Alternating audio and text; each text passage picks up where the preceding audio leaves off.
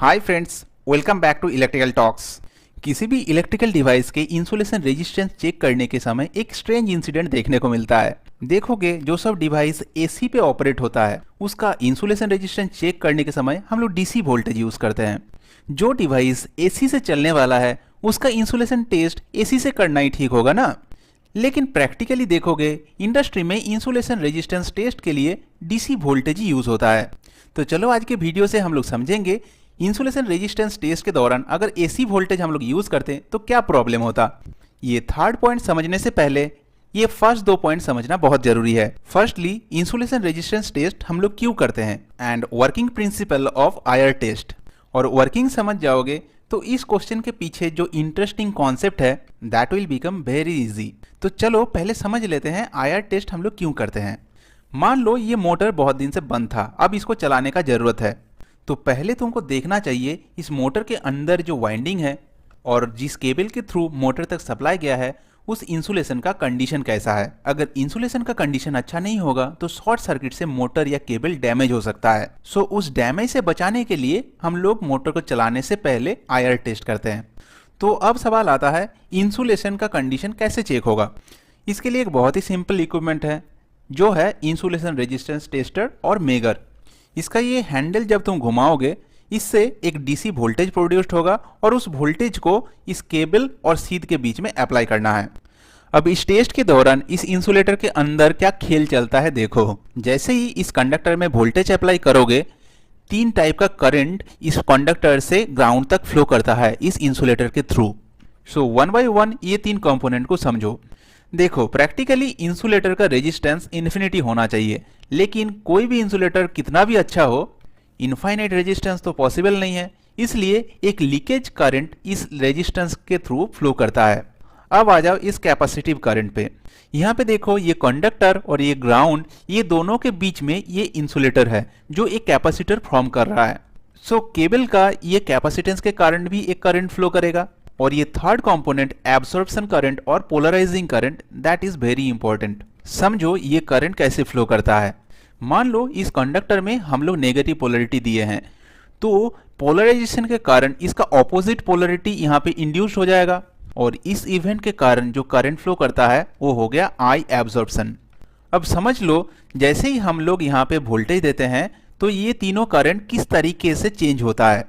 Leakage current time के साथ हमेशा कांस्टेंट रहता है, लेकिन इस कैपेसिटिव करंट का वैल्यू बिगिनिंग में बहुत ज़्यादा होता है, उसके बाद बहुत ही शॉर्ट टाइम में करंट जीरो हो जाता है। क्योंकि डीसी के लिए capacitor as a open circuit act करता है, ये तो हम लोगों को पता ही है। और पोलराइजेशन करंट का वैल्यू भी बहुत ज़्यादा हाई रहता है बिगिनिंग में, लेकिन इसका वैल्यू कैपेसिटिव जैसा बहुत शॉर्ट टाइम में जीरो नहीं हो जाता है। काफ़ी टाइम तक वोल्टेज अप्लाई करने के बाद इस कंपोनेंट का वैल्यू जीरो होता है और जिसके पीछे रीजन है ये पोलराइजेशन प्रोसेस का स्लो नेचर। सो मेगर करते समय ये तीनों कंपोनेंट का सम मेगर के थ्रू फ्लो करता है। और इस केबल का इंसुलेशन रेजिस्टेंस क्या होगा, कैसे डिसाइड होगा। मेगर से प्रोड्यूस डीसी वोल्टेज को इस आई टोटल से डिवाइड करने से जो रेजिस्टेंस का वैल्यू मिलता है वही यहाँ पे डिस्प्ले होता है। सो इस क्वेश्चन का आंसर समझने के लिए इंसुलेशन रेजिस्टेंस टेस्ट रिलेटेड जितना कहानी समझना था तुम समझ चुके हो। Now we will understand why DC voltage is used in insulation resistance test. देखो मेगर के थ्रू तो हम लोग डीसी वोल्टेज अप्लाई करते हैं, इसलिए ये 3 कंपोनेंट जो करंट का होता है उसमें ये कंपोनेंट जो लीकेज करंट का कंपोनेंट है वो देखो ये तीनों कंपोनेंट से ज़्यादा है। मतलब हम लोग कह सकते हैं डीसी में लीकेज करंट डोमिनेट करता है। लेकिन अगर मेगर से हम लोग एसी वोल्टेज अप्लाई करेंगे तो ये 3 कंपोनेंट में से कैपेसिटिव करंट डोमिनेटिंग होगा, क्योंकि कैपेसिटर डीसी के लिए तो as a open circuit act करता है लेकिन एसी में करंट कंडक्ट करेगा। सो यही डिफरेंस है एसी और डीसी अप्लाई करने में। एसी इंसुलेशन टेस्ट में इस कैपेसिटिव करंट का डोमिनेटिंग नेचर के कारण किसी भी इंसुलेशन का इनर कंडीशन के बारे में हम लोग को पता चलता है। जब रीवाइंडिंग या इंसुलेशन रिपेयरिंग के टाइम में माइका सीट का बहुत सारा लेयर को 1 बाय 1 रैप किया जाता है, तब मान लो अगर कोई फॉरेन मटेरियल इसके अंदर आ जाता है या वॉइड रह जाता है तो इस केबल का कैपेसिटेंस में चेंज आ जाता है। क्योंकि इंसुलेटिंग मटेरियल का डाइलेक्ट्रिक कांस्टेंट तो हाई होता है लेकिन एयर या फॉरेन मटेरियल का डाइलेक्ट्रिक कांस्टेंट बहुत ही कम होता है। सो एसी इंसुलेशन टेस्ट में अगर आईआर वैल्यू कम आए इसका मतलब हम लोगों को समझ जाना है इंसुलेटिंग मटेरियल के अंदर ही कुछ प्रॉब्लम है। अब नॉर्मल यूज के दौरान क्या होता है, मान लो कोई मोटर सालों से महीनों से चल रहा था, अभी 5-7 दिन के लिए बंद हुआ है और उसका इंसुलेशन रेजिस्टेंस टेस्ट हम लोगों को करना है। सो इस टाइप के केस में इंसुलेशन के अंदर वॉयड या फॉयल मटेरियल रह जाने का डर तो बहुत ही कम है, क्योंकि इस टाइप का प्रॉब्लम रिपेयरिंग या रीवाइंडिंग के टाइम ही हो सकता है ना।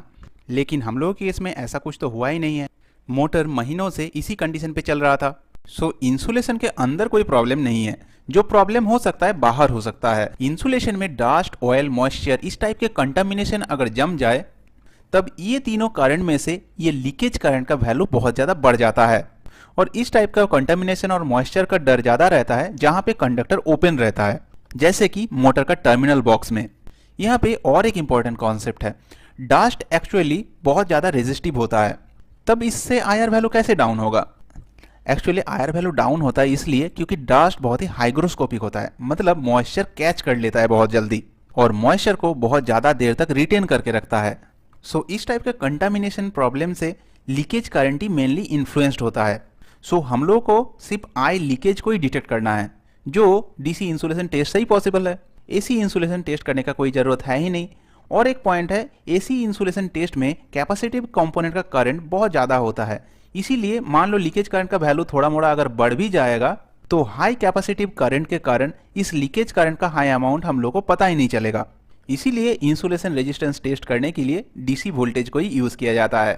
Thanks Deepak for asking such interesting question. That's all for now.